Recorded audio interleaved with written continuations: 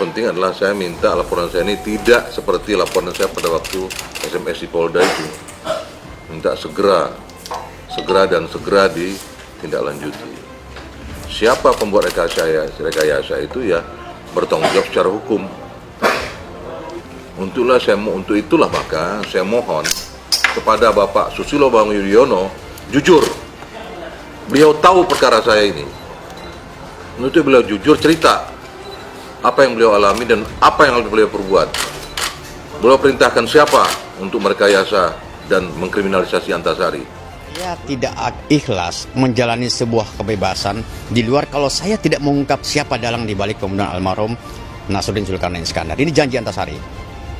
Sehingga saya harus ingatkan kepada beliau kembali, mohon Anda ingat janji Anda, buka nurani Anda bahwa di balik kebebasan Anda ada saudara saya yang terbunuh, ada keluarga almarhum yang mengalami penderitaan seumur hidup.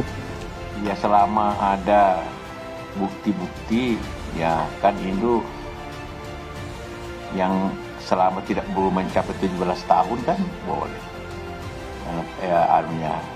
Expirednya apa istilahnya hukumnya kadaluarsa hukum itu kan, tapi selama ada bukti-bukti yang cukup ya biasa saja. Kita akan mempelajari kasus itu kembali, bukan membuka ya, mempelajari kasus itu kembali. Untuk apa Pak? Mempelajari untuk seperti apa? Ya kemungkinan mungkin apakah alat buktinya mungkin ya sudah kuat atau tidak, yang terutama yang mengarah kepada Pak Antasari gitu ya.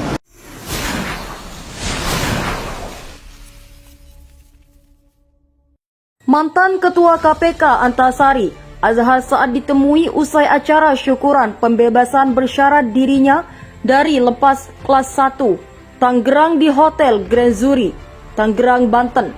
Dikutip dari Kompas.com, pada Minggu 15 Maret 2009 atau tepat 12 tahun yang lalu, Direktur PT Putra Raja Wali Bantaran Nasruddin Zulkarnain meninggal dunia setelah ditembak sehari sebelumnya.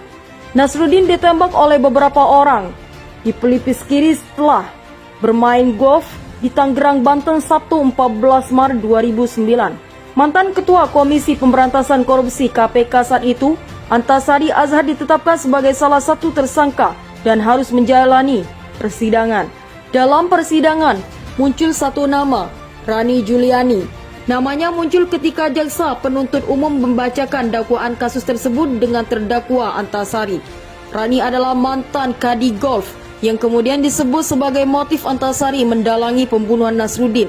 Bahkan dalam persidangan, kasus pembunuhan itu malah dikaitkan dengan kisah cinta segitiga, menyusul terungkapnya status Rani yang adalah istri ketiga almarhum Nasruddin.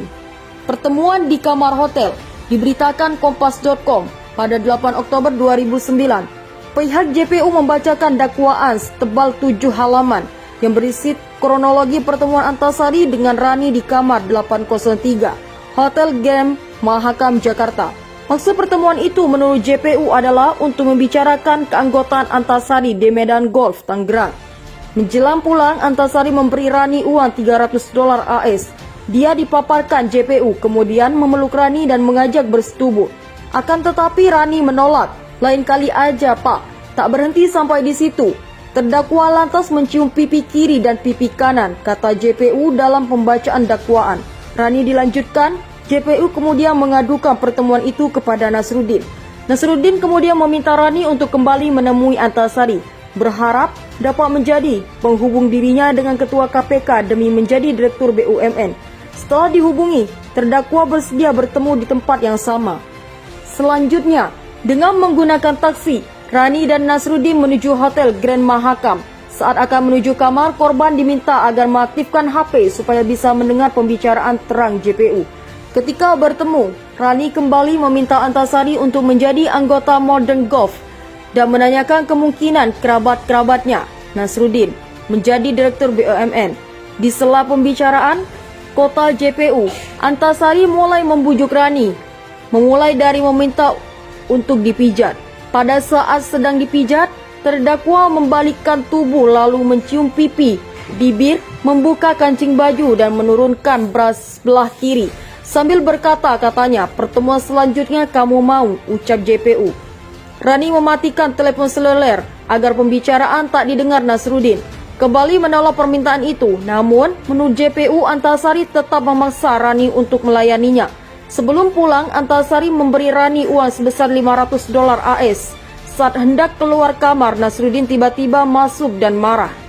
Mengapa Bapak bertemu dengan istri saya di sini? Dan apa yang Bapak lakukan terhadap istri saya? Kemudian Nasruddin menampar pipi Rani, kata JPU. Mendengar kemarahan korban, kata JPU Antasari menjawab, "Jangan Pak, saya masih ingin memperbaiki negara." Lalu merangkul dan mengajak bicara. "Ya sudah, kita satu tim," JPU melanjutkan. Mendengar dakwaan tersebut, pengacara Antasari Jennifer Girsek membenarkan kliennya bertemu Rani di hotel. Akan tetapi, menurutnya dakwaan tersebut direkayasa. Dalam pertemuan itu ada opini yang terbentuk bahwa ada perbuatan yang tidak patut dilakukan antara Antasari dan Rani. Ini tidak benar dan hanya rekayasa saja, ujar Jennifer. Antasari, kata Jennifer, mengaku mengenal Rani tahun 2006 sebagai caddy Modern Golf Tangerang, Banten, dan setelah itu tidak pernah bertemu lagi. Lalu pada Mei 2009, Rani mengirimkan SMS ke Antasari untuk menanyakan keaktifan sebagai anggota Modern Golf, sebab Rani sudah menjadi staf pemasaran dan bukan lagi menjadi caddy. Jennifer menegaskan, hubungan Antasari dan Nasruddin tetap baik pasca pertemuan di hotel itu. Malah Nasruddin sempat meminta bantuan Antasari agar salah satu kerabatnya diterima bekerja di KPK. Pengakuan Antasari yang sempat divonis 18 tahun penjara melakukan berbagai upaya hukum demi membebaskan dirinya. Tim kuasa hukum Antasari mengajukan permohonan gerasi ke Presiden Joko Widodo pada Selasa, 28 April 2015. Permohonan gerasi itu bakal mendapat dukungan dari keluarga Nasruddin, seperti istri Irawati Arianda dan adik korban Andi Samsuddin Iskandar. Antasari akhirnya diputuskan bebas bersyarat pada 10 November 2016 setelah melewati 2/3 masa pidana.